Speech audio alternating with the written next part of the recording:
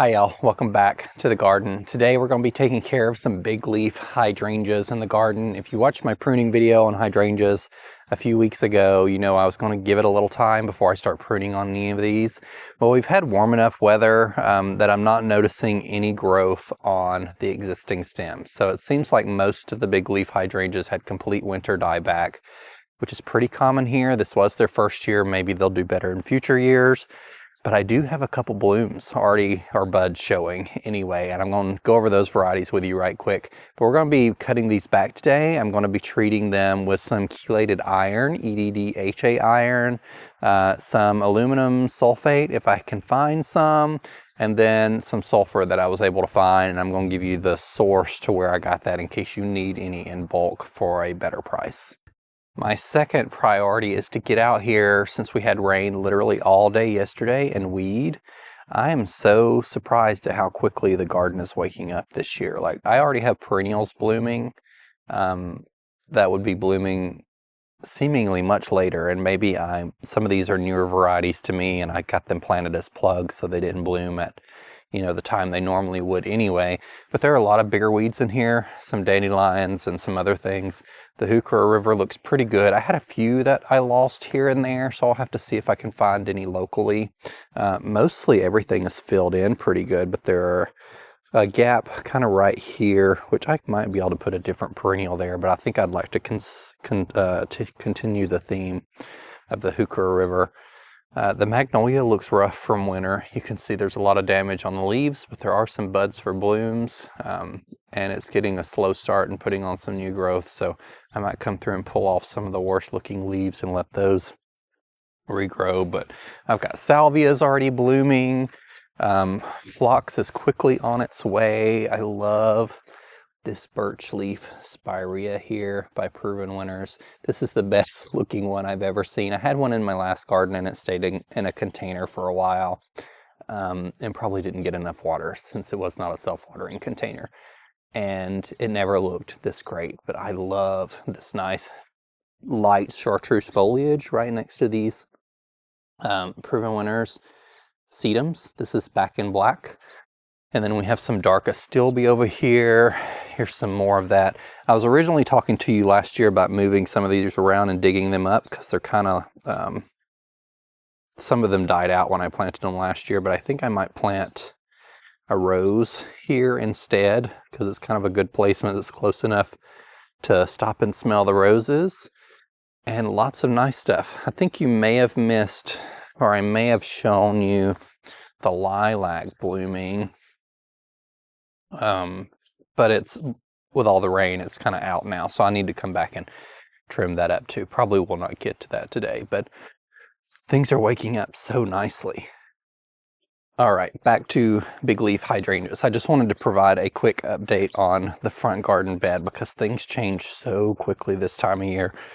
Just in a matter of days, things have incredibly leafed out. We're going to head back here and I'm going to show you a bud, but I'm going to turn the camera around and show you the shrub border as well because some more things have leafed out there too. So I came through and weeded this bed by hand the other day, and it's looking good. Things are waking up. There's still some things that haven't woken up, but those are typically, like I mentioned, the warmer zone plants that are kind of just still sitting there to see if they'll wake up. Well, I look at this salvia. I think this is, do I have a tag here?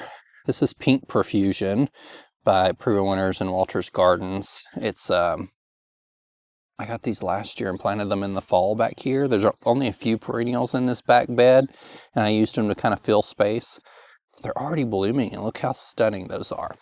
Did get some blooms off of this. I was told it's deciduous. It's not an evergreen azalea. This is Electric Light's Double Pink.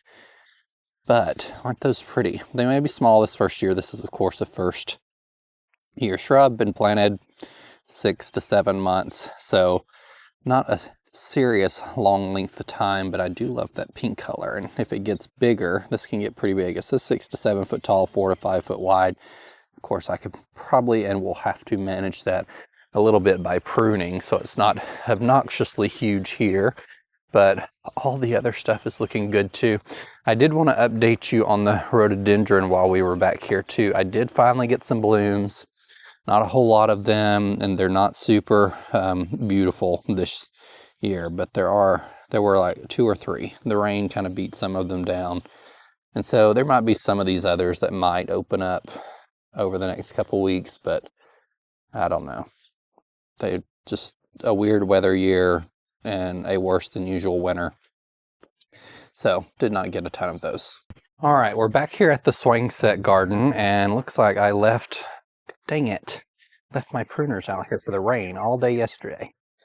But we had some blooms. Oh, here we go. On the buds. These are Bloomstruck, and so I saw this bud the other day. It's the biggest bud I've seen in the garden. There's one there, and then there's one right behind it here. So this would be the first one I'm considering that's blooming the earliest, or budded up the earliest. We'll see which one actually opens into bloom the earliest.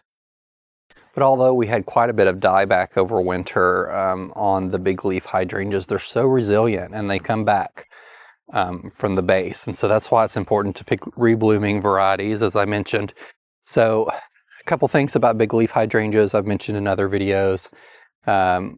Breeders are breeding them so they rebloom quicker, they hold their buds better, and also they set more buds all along the stem, and they set more buds at the base of the plant. And so when you have stem dieback, like I'm going to be cutting all mine back today, completely to the ground, there are still buds that survive at the very base, and so they produce blooms for you earlier in the season. So there's a lot of different focuses going into breeding these so they'll perform better in our climates. So I'm a bit in panic mode this week because my annuals arrive this week from proven winners, and I'm going to pick up my remaining annuals from Stocksligers. So I had a neighbor come out and help me put this concrete container on the base that I moved it to, and I got to move the mulch over the base, make sure that's nice and level. I did level the base out before I put the container on it, so I don't have to do any of that later. But I'm going to try and get things in a position, since I lost all day yesterday because it rained. Every weekend day is important this time of year for me. And it's a little cool this morning. It's in the 40s, which seems like kind of low for this time of year, but we always still have potential of frost this time of year, doesn't it? It looks like we're past our last frost. So I'm actually going to start planting out my peppers and tomatoes as well. But I'm going to set the camera down and we're going to get started on cutting back these big leaf. Now there are some mountain hydrangeas in here. This is my trial bed. If you did not see a video last year, I planted 20, I think there's about 23-ish different variety hydrangeas in here. All big leaf, mountain, or big leaf that have a little mountain genetics in them. And they should all be reblooming. So I'm trying to find the best rebloomer for here that includes first to bloom, best to keep its buds, and produces the most blooms. And this is an east-facing location, so it gets nice morning sun and a tiny bit of evening sun this side of the bed does as the sun goes down on the other side of the house. So it's kind of ideal location for these hydrangeas. There's drip irrigation on the bed, so they can get plenty of water. And I'm going to set the camera down and we're going to talk a little bit about cutting out this dead wood. So first things first, there's absolutely no reason to rush into this. You want to give your hydrangea, big leaf, and mountain hydrangeas enough time to wake up and know whether the branching is dead. You can cut back a little bit and see in these branches to see if there's any green. This is not showing any signs of green. This is Let's Dance Big Band. Let me see, I'm going to pull off, cut this back and let you see. So you can see here, no green, no signs of life. It might be slightly green, but it should be a little more green if it's alive. So you can also see if there's any alive buds. All these buds here, you can see it's absolutely mush. So I'm doing this for a couple reasons. One, because this is an experiment for YouTube. I'm going to cut them back, and that way we know all the growth from the base, all of them will be reset on the same kind of level, and I can provide more, accurate results to the experiment. But also, just don't cut them back if you're not so sure yet. Give them a little while to wake up a little longer, because these do take some more time typically to wake up from the base. But just go back and cut them all the way back to the ground. And that's it. So this would be a part of removing dead wood, diseased or damaged wood, that you would typically do on any shrub. All right, I'm going to go through and cut all of these hydrangeas in this bed like this, and then come back to you and talk about how I'm going to be treating these for success in this spring and summer. So I have pruned all of my hydrangea big leaf mountain hydrangeas as close to the ground as possible. There are some that don't have any leaves yet. I think there were two varieties, one from Monrovia and one from Proven Winners, that may not have made it over winter. Not sure. We'll have to wait and see if anything comes up. Like I mentioned, don't jump on the pruning process too early.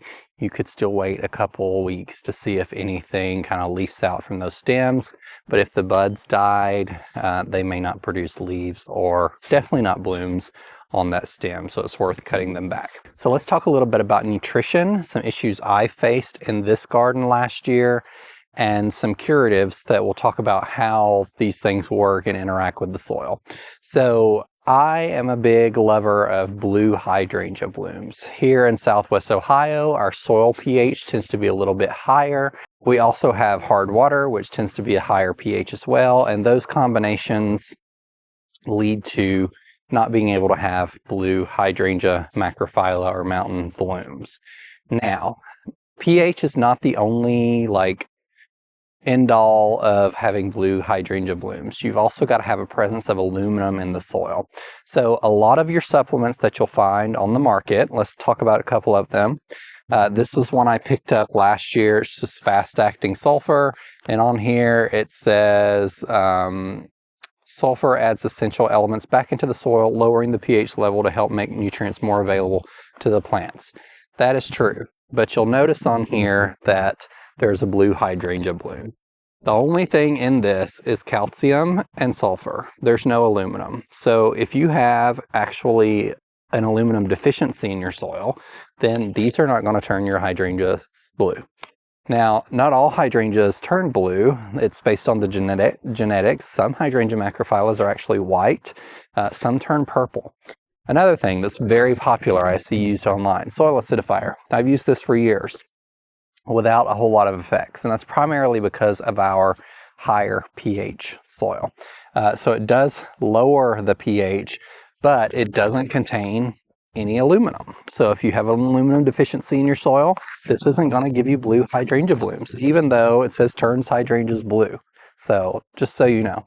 Now, it says it's safer than aluminum sulfate. I don't have any aluminum sulfate on me. I used it all last year trying to turn my hydrangeas blue. Towards the end of the season, never got to turning any of them blue.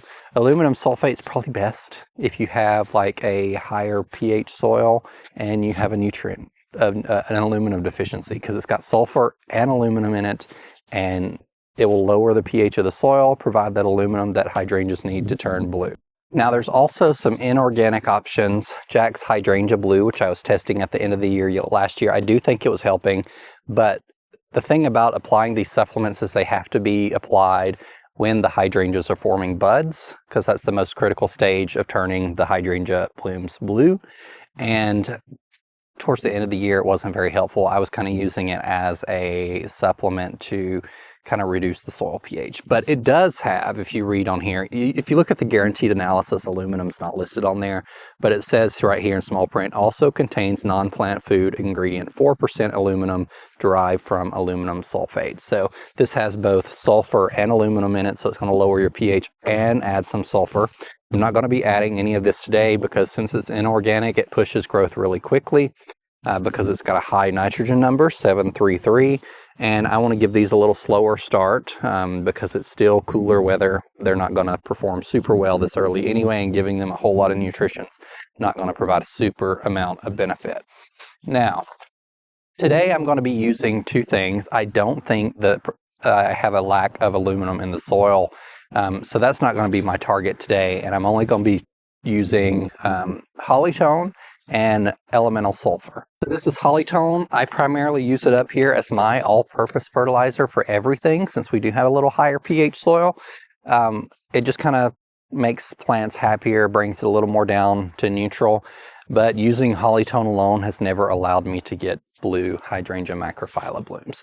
Let me show you the mix right quick and you'll understand why. So these little flakes in here that are like light right here, the white-ish or yellow that you might see on the screen, are the sulfate or the sulfur. There's not actually a whole lot in there. It has a little bit, and some people will recommend fertilizing with rose tone. You can also use that too. Rose tone tends to be more expensive. The guaranteed analysis is exactly the same as Hollytone.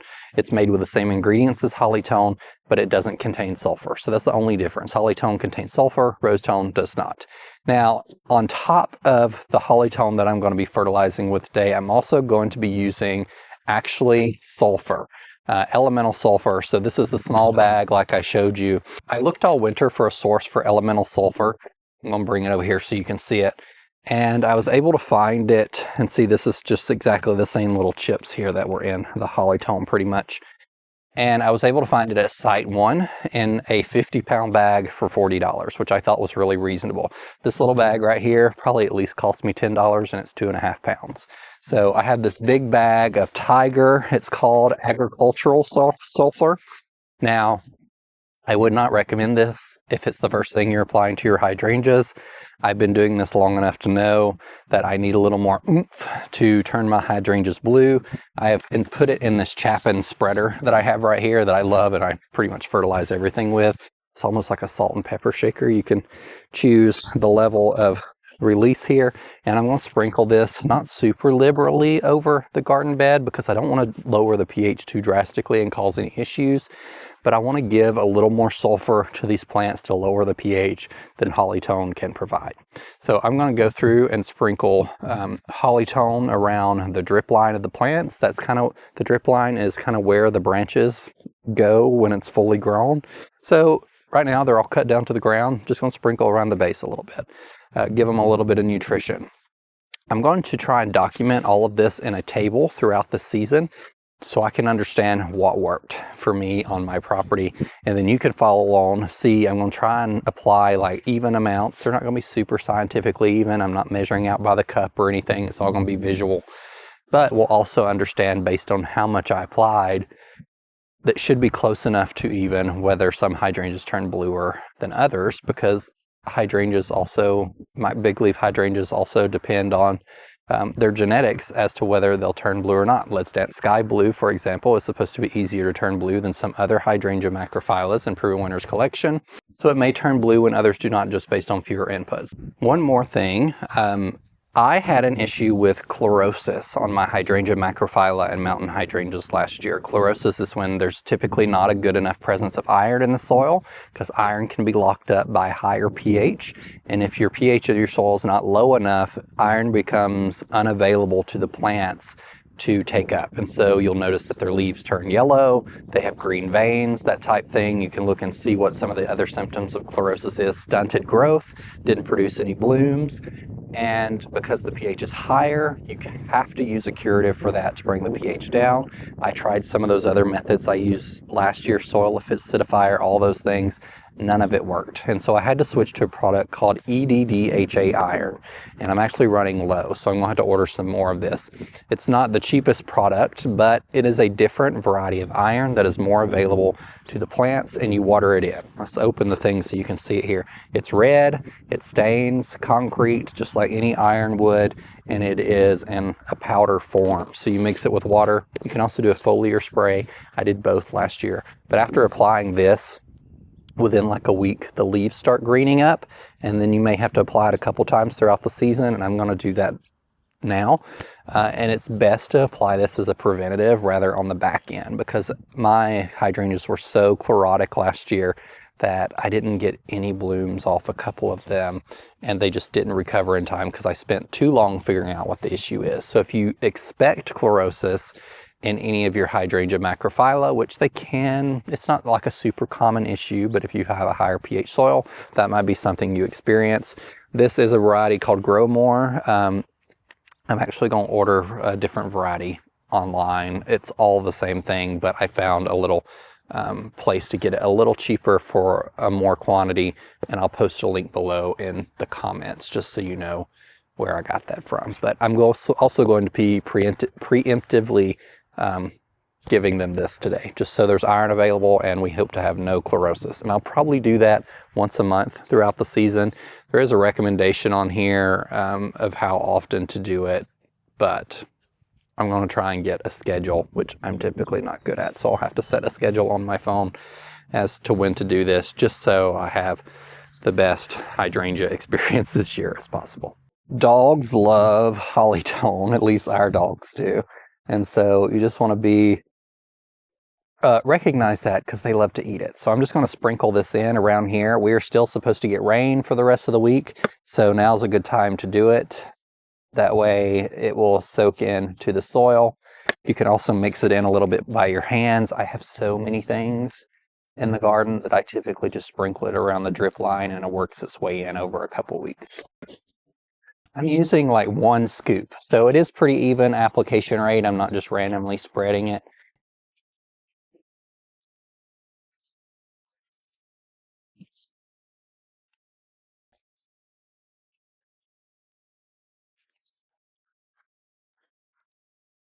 Now this is the sulfur in this container. As I mentioned, I'm going to use the big shaker here and just shake some around the base of the plant. You can also broadcast over this entire garden bed, and I am likely going to do that for this front garden bed here. I'm not going to do it here around this big established tree, but I think the whole garden bed needs a little bit. Still thinking about it. I may do like an extra soil test to make sure the pH of the bed. May do 2 in 2 different areas. That way if I get an average, see what the pH is, and then be able to bring it down with this sulfur. But I'm just going to sprinkle it, shake it like a salt shaker around the edge of the hydrangea here, and just a little bit more than the hollytone is going to provide.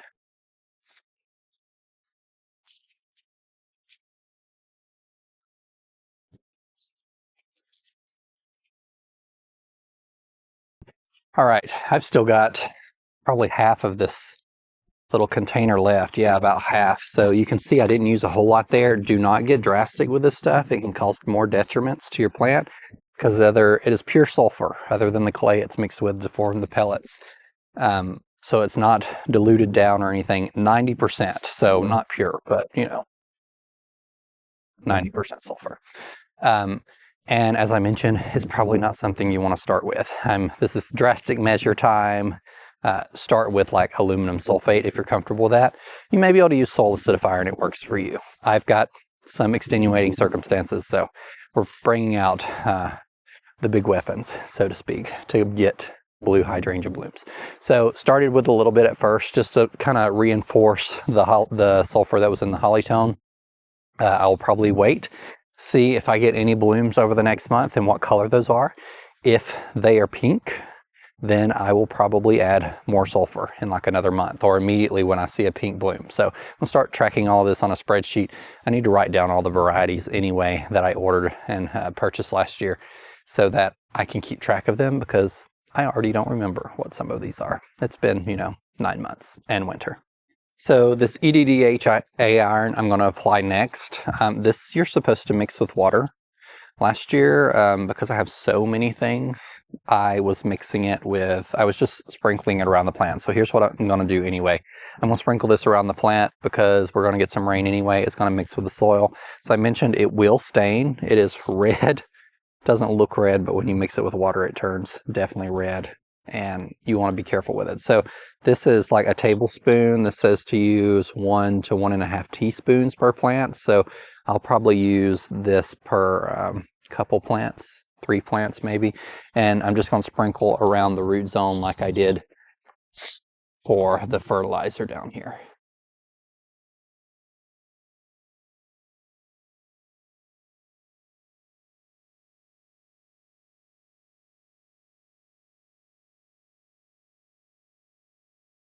Now I'm going to come around and drag a hose and water everything in. We are supposed to get some rain, but I want to make sure and get this settled before we get any of that rain. I don't know if we're getting any other today. but it rained literally all day yesterday. A nice slow rain, which is great for the garden, but also great for the weeds. So I'm hoping I can get some of that tackled today. Thank y'all for joining me, and remember, be a light. If you have any questions about these hydrangeas or this process, I'm gonna try and put some details about what I used in the comments below, but feel free to ask questions if you like, and I'll answer those to the best of my ability. Take care. Bye.